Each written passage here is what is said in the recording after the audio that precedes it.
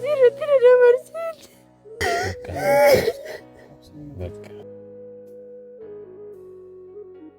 ماني والدي يا مجنين مين لكونا كسبتك يا مجنين ودول الجوت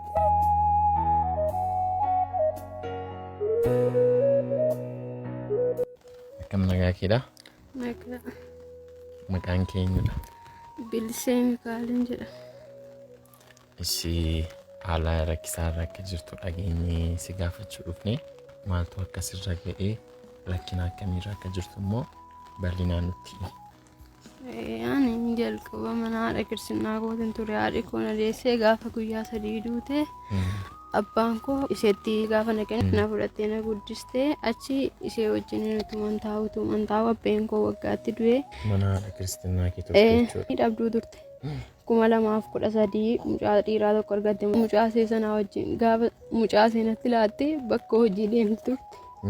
Mucaan see miilli isaatti citeera hospitaalatti itti gudanii galgala saana nama tobaasa guyyaa sana nama tobaasa ture gaafa isheenis miindaa dhabdee abbaan manaan ishee dhiisee waraanatti deebi'u achi isee wajjin qansira hojjechuu jalqabe.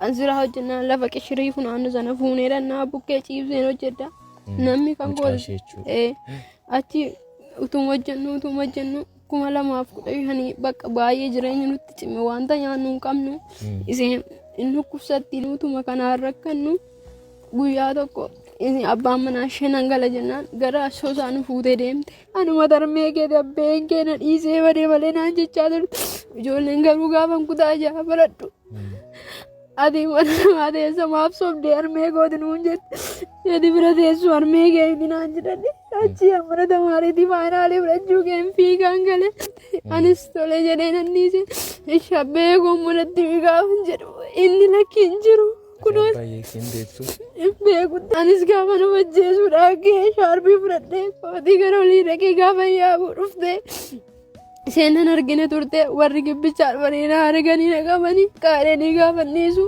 achi inni gaafa ayyaana galqa amma kanayyuu hin dubbanne ammas inni deebi'ee dhufe ayyaana akkuma nama nagaatti nu bira baasuu dhufe isheen na dhiiste ammas hospitaala buluu dhatte guddunyaa wajjin na biraa nyaatanii dhuganii anaan mucaa manatti dhiisanii. Isheen manaatti si dhiistee deemte. Innis guyyaa beeseetti nagaa dhaamee sokkanatti siyyuu wanta tokko natti hin dubbanne an guyyaa tokko yuusi jedheen isaanii wajjin hin qalladun ture isaanii wajjin gad darbee guyyaa tokko irraatiin nyaanne umurii waggaa 16 wajjin hin taa'e keessatti guyyaa tokko iyyuu an soofaa dudda duuba taa'ee nyaadhan ture obboleessa dhiiraa tokko qabatte.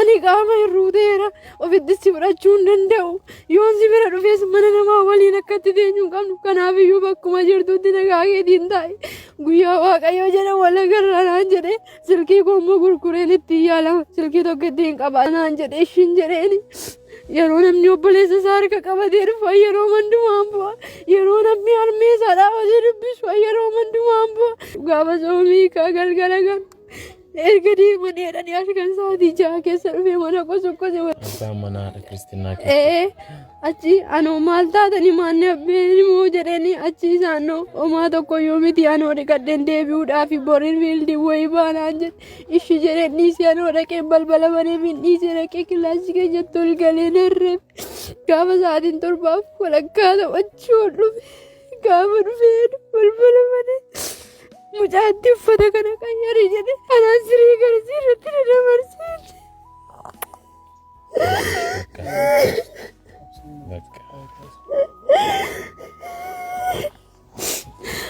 Inni achi akkas ta'an sa'aatii sana lafa jiru suna wallaale maal akkan ta'e sin beekun ture sagaleen gosna duude maal akkan jedhe sina wallaale amma borumtii isaatiitti yoo hin balleen ture.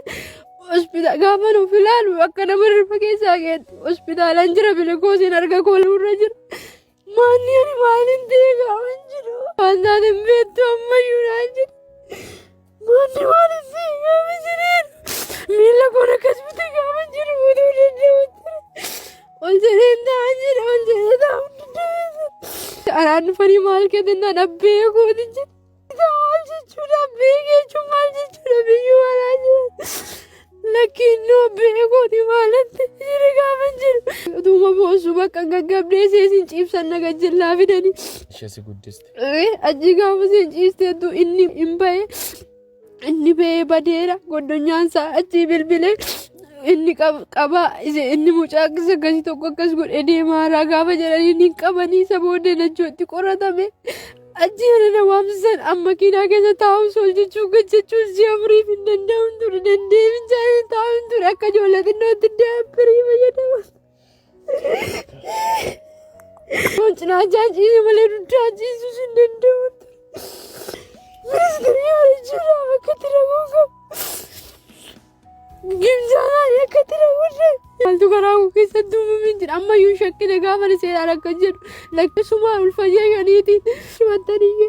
Mana haaraa keessatti si dhiistee deemte. Ergasii waan danda'e wallaalee. Kanaati uffata. Dubboo qabu jala fuula keessa achuma jala bulaa maal hojjete sa'aatiin 12 ta'e. Mana haaraa naqamtee keessa jechuudha. Gaafa dhiigi na bu'uu jalqabe akka reefuutti yoon taa'e amma simbaa yookiin amma simbaa. Dandeen taa'u dandeen ijaajuu yeroo sana amma na beelisa yoo dhufu yaada amma na beelisa. Intas gabbaa yaasa ishee bakka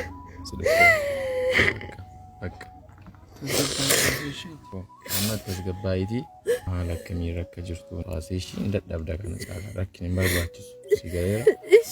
Ambeeleedhaan hin bilbilee warra kanatti madde ituu seen akkasii chaartuu warra amma bira dhugun immoo dhagaanii nu bira dhuftu nu biratti dhiyeessu dhiisi nuuf hin jedhanii hin sobduu hin jedheen dhugaadhaan jedhanii dhufee gaafa isaan nageessan rifiruu alatti gaafa laalanii dhuguman hin danda'u isa booddee opereeshinii godhanii achi guyyaa 3 bulee nangalee amma yoo naati. Mucaa kee naguma deessee jechuudha. Nagaama mucaa wanta tokko yoo hin taane. Amma mucaan kee ji'a meeqa ta'eera? Amma ji'a 3 wayii ta'eera. Amma namootuma si fudhatan sana bira jirtaa jechuudha. Amma warruma na fudhatan sana bira jira isaan immoo anuma gargaaruuf malee ofii isaaniitiin ijoollee baay'ee qabu. Yeroo sana yoo ofumatti na qaban akkuma miirri haarii natti hin dhaga'amneef ayisuunaan jedhu ijoollee isaanii irra darbanii malee.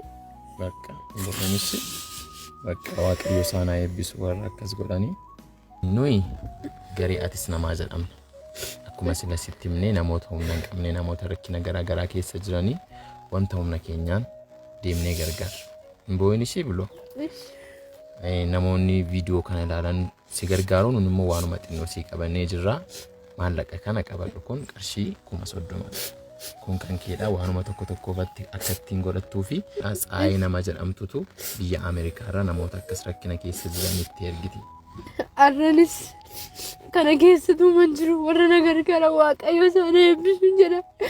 Anillee bor guddadhee waa tokko irra ga'e akka nama gargaaru shakkii tokko hin qabu namnillee gorsaan yaada yoo na bira dhaabbate akka malee kubbuudheef namni yoo na jajjabeesse hojii tokko uummadhe anis bor akka nuuf danda'e ofirra darbee nama danda'amu nana mana warra na gargaaran hundumaa waaqayyo isaan eebbisu jedha. Warri beekan Jaafar Mikaal kan jedhamu obboleessa koo warri beekan nagaa akka isaan na gaafatan yoo na gargaara. Eenyu jedhama maqaan isaa? Jaafar. Eessa akka inni jiru hin beektu? Yeroo sana Phaawulosiin jira naan jedhee ture.